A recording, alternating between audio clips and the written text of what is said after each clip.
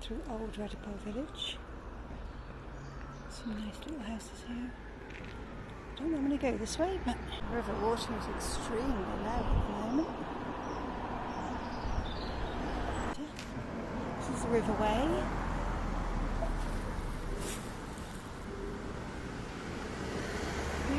Just over the bridge. I couldn't stop and film the other side because there's no pavement. But it does look beautiful over there. It goes through somebody's garden though. I don't really feel I can film it.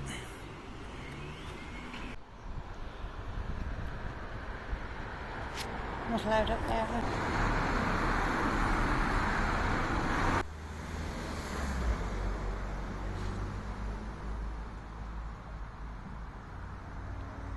St Anne's Church is medieval.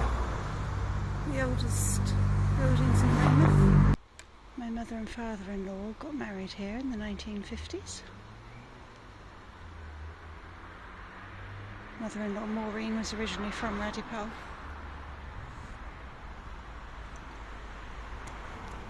I think that must be the rectory. That's a beautiful building as well.